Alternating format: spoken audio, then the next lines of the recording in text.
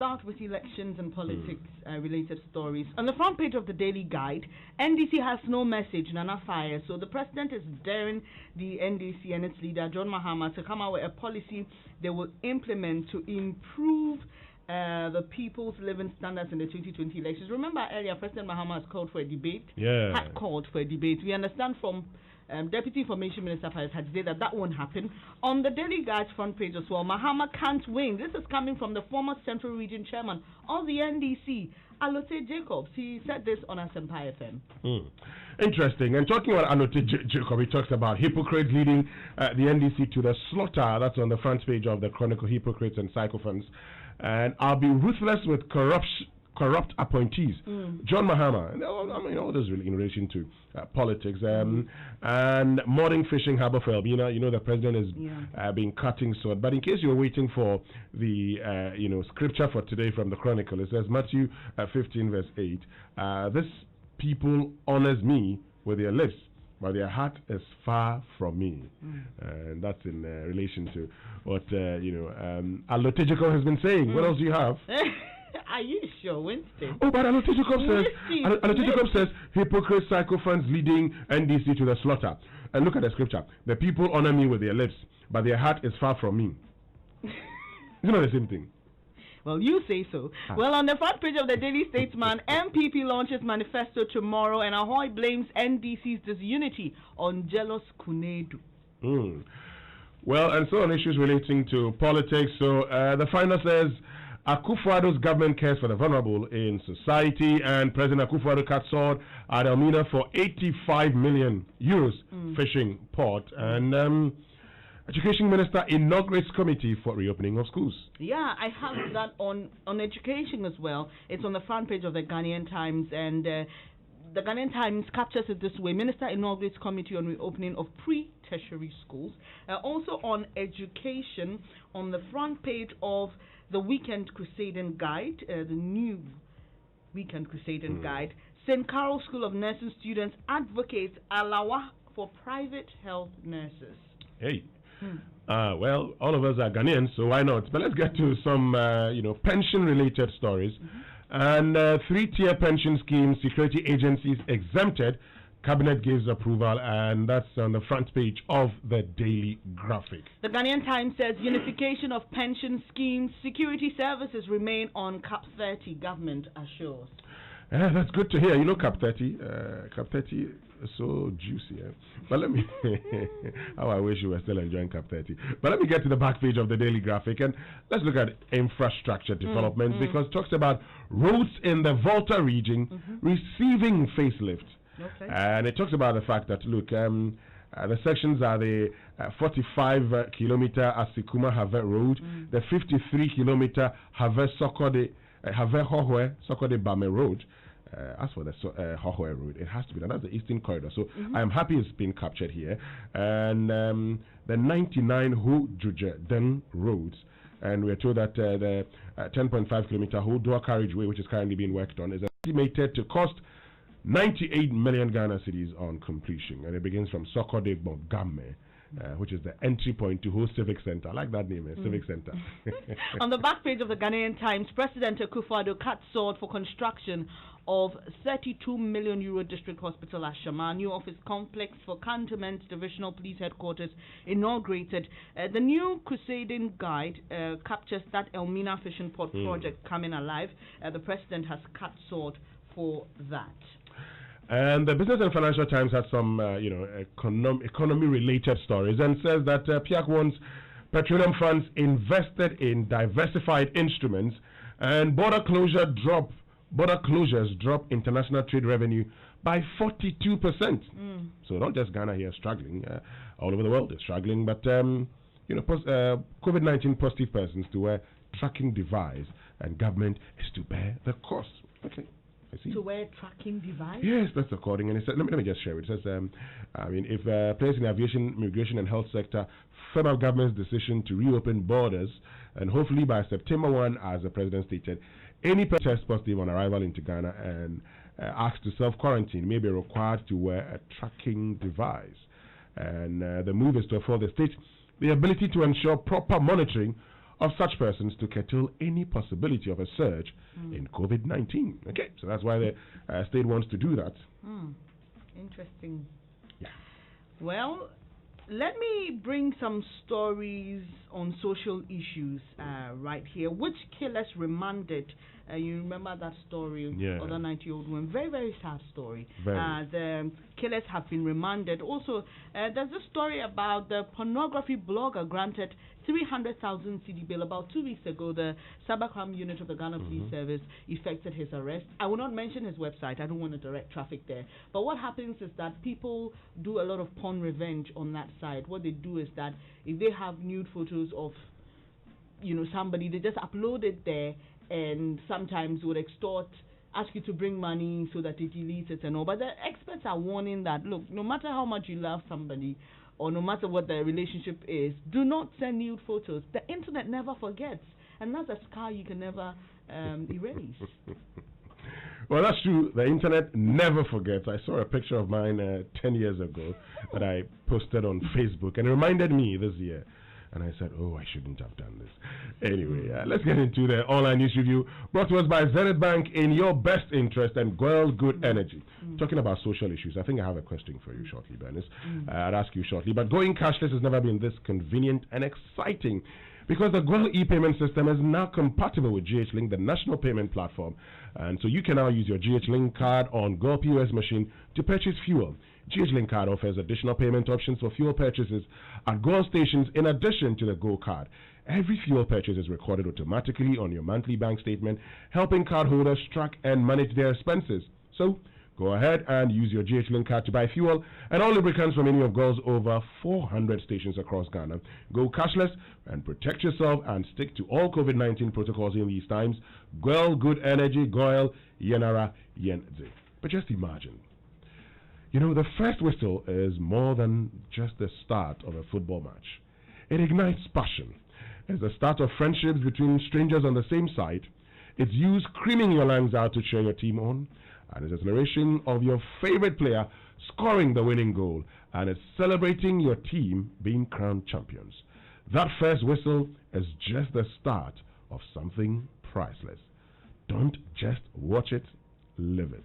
MasterCard, official sponsor of the UEFA Champions League, and of course you can get the finals here on Joy 99.7 FM because Bayern Munich, all things being equal, might just be crowned champions, on Sunday. But let's get into the online review now and look at stories making news online. And let me start off with my joyonline.com that says, it was an honor to leave my parents to join you for life. Bishop Charles Ajinasari's romantic message to the wife after, guess what, 35 years of marriage. How many years? Oh, please. Less than 2. Oh no. You make even some of us feel old. Anyway, Gabi Ochedako threatens to sue Richard Champon for falsely linking him to a Japan royalties deal. Another online story, citynewsroom.com says, TUC reiterates calls for stakeholder forum on low pension payments. But Bernice, let me just ask you this question. When I saw the Ajinasari story, actually, a question I've been wanting to ask you for some time now. Okay, shoot it. This whole thing about names and, you're known as what? Bernice Abubedu Lansa. And I'm asking myself, that's a very long name. Very. Bernice Abubedu Lansa. So I was asking, why? If you want to pick your husband's name, why don't you just pick your husband's name and drop the Abubedu? And must you necessarily add all? But it's even necessary when, you get married for a woman to drop her name or add a man's name to her name. Is it necessary? Is it necessary? I think it's left to the individual to decide. But there are many people who may want to look at the roots of women attaching their husband's names to theirs or taking their husband's name is deeply rooted in patriarchy, okay? So in my research, I found out that this is very predominant or was very predominant in England. Women were seen as possessions, and so once I quote unquote, purchase you, I must put my name on you. That was it. And many people look forward to that. But I also think that it's identity. In some other countries, and there's some sort of trend emerging now, Winston, where men are also taking on their wives' names. Mm. So I'd say it's left to the couple to decide, or the individual to decide, whether they want to take their husband's name, whether they want to do a merger, whatever they want to do. Obviously, everyone has reasons for what they do, reasons why they do what they do. Well, so I believe in one simple thing. Mm-hmm. Keep your name. Mm-hmm. Keep your name. Okay, but you see, the other challenging thing is you keep your name, your wife keeps her name. How are the children named? So when it comes to the children, now, hold on. Yeah, I know you got me on that one. The Portuguese have a custom. Mm-hmm. What they do is that they add the woman's last name and the man's last name to their names. Okay. So you've probably heard, something, did something, and they have a very long name and all of that. What they do is that they add the names. Mm-hmm. Okay? So you can reach that agreement and say, we're going to add names like you have the Ajman Rollins situation. Mm-hmm. The Ajman Rollins. The Abu Baidu situation. What about the Abu Baidu situation? Well, it's like the Ajman Rollins situation. No, you need to explain that. What is it about the Abu Baidu situation? Well, Baidu is my dad's name, Abu is my mom's name. Oh, yeah. I never knew this. Yeah. Oh, then your parents are ahead of time. So they actually, so your dad actually, merged those two names. Yes. And gave them to you.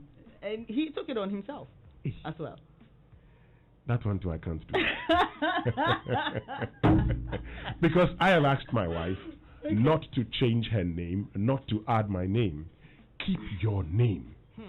And I keep mine. Winston, it's not that simple, okay? Because this Portuguese example you gave, so I'm looking at a situation where my child is known as Abu Baidu Lanza. So if my son is Abu Baidu Lanza and he also goes to marry, you're going to have a situation where you have ridiculously long names. So it's not as simple. It's quite complex, and that's why I'm saying that it's left to the couple and the individuals to really decide what they want to do. You get me? If you say that, then 4 generations after me, I can imagine a very long name. No, they'll be dropping some of the names. They'll drop some of the names. But I mean, the final bit of all of this is it really necessary? Must you be known as a Mrs.? Keep your name. Necessity depends on the person. So, my sister, for example, we are 5 girls. 2 of us are married, and we still have Abu Baidu in our names. It's identity. We want to identify as Abu Baidus. But here's the thing. So imagine we follow the custom, and all 5 of us drop Abu Baidu. What happens then? Well, Elvis Kashi says nothing. Okay. But it reminds me, you see, the interesting thing about this also is that people are named after people. Winston, listen, okay. I'm not going to mention names, but there are people who were not named after their fathers. Oh, now you're talking to somebody. Named after people. So the whole naming thing, it depends on the person. Someone can name their child after you. But he may be called Kofi Pepra. You'd expect that his son will be Pepra. But the person will name their son Winston Amwa. So what happens there too? Now that you said, classic example here. Now that you said some people were named after others, it's like you are inviting Elvis Crash into the conversation. Anyway, so let me throw it to our listeners. I mean, it's very important. I'll throw it to our listeners shortly. We need to have this conversation because, if you ask me, I think that, look, keep your name, I keep my name. Yeah, we can come to an agreement and say that, look, the kids can have both names, but why must you change your name? This whole thing about Mrs. I hear that Obet is giving us some song like that. Let me put a song in. Now we will come back and get our listeners to engage on this particular issue.